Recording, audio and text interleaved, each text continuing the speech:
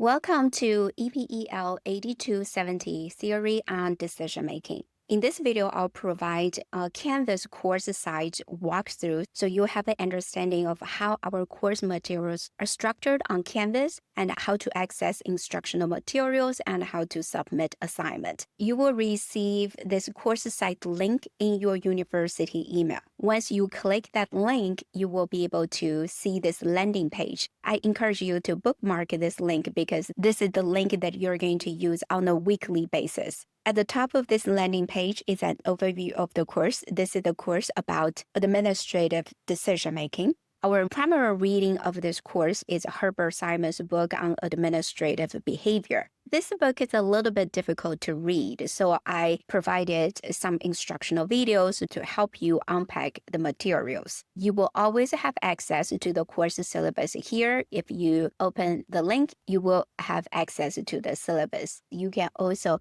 download the syllabus. Scroll down is the expected time commitment of this course. This is a 3-credit graduate level course. You are expected to spend 9 hours per week on the course-related materials. Continue to scroll down. We have course modules. This is the overview of the course in this semester. We have 14 weeks, and each week will cover a module. If you click this course calendar, you will see a calendar of all the assignments that are due in this semester. For example, we have weekly discussion board. The initial post is always due on Wednesdays, and at least 2 response posts are always due on Sunday. We also have class meetings.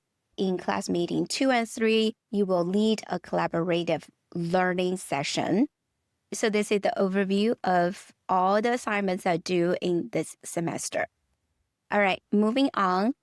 In each module, if you click this arrow, you'll see the overview page. This is the overview of each week. For example, this is week 1. Week 1 is the introduction. You will again access the course syllabus here. This is the Canvas walkthrough video, which is the video I'm recording right now. And also, each week I'll have instructional videos provided to help you unpack the materials. At the bottom of the overview page, I also listed the discussion board. To access the discussion board, you right-click it, and you should be able to see the discussion prompt here. Let's go back to Module 1. This is the only discussion board that you don't need to respond to your peers' post because this is the introductory discussion. Let's go back to the landing page, click Module 2 Overview.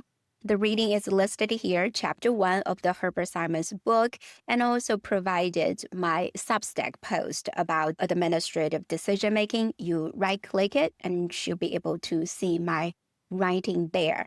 Moving on, scroll down to the discussion board, except for week 1's discussion board. For the rest of the semester, from week 2 to week 14, our discussion board have 2 sections. The first is your initial post. The initial post is always due by the end of Wednesday. And then you read your peers' initial post and provide at least 2 response posts. To access discussion board, you right-click it.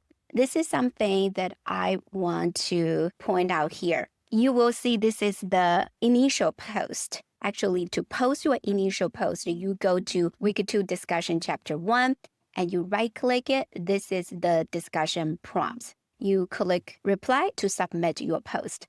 The reason I create this placeholder for all the initial posts is because I can put in the due date here. In the past, some students would miss their initial post because they said, I don't remember that we have initial posts due on Wednesdays, so I created this placeholder. This due date will pop up on your Canvas notification, so Canvas can notify you, hey, you have an assignment due on Wednesday, but you actually click this discussion board link to submit your post. So this is the structure for our discussion. Each module has the same structure. Let's go back to Module 2. At the bottom of Module 2, I provided a practice quiz. If you open this link, you will see the practice quiz. Why do I provide a practice quiz? Because at the end of each class meeting, we'll have an exam. The questions in the exam come from each module's practice quizzes. So there are No surprises. Practice quizzes provide a self-assessment tool for you to test your own understanding of the course materials. To work on the practice quiz, you start quiz, click OK, and then you select the answer, and it will tell you which is the correct answer. One more thing about the week 1 discussion board. At the end of week 1 discussion, I ask you to start sign up for learning leaders. You follow this link to sign up. I have all the instructions here of how to sign up. And if you want to know the details of this assignment, click this link. And the details are also listed in the course syllabus. All right, one more thing about this course modules. I listed the dates for each week, including the spring break, and also highlighted the class meeting. So you'll have a very clear idea of when we're going to have our class meetings. All right, that's all I have for this Canvas course site, and I look forward to meeting you in our class.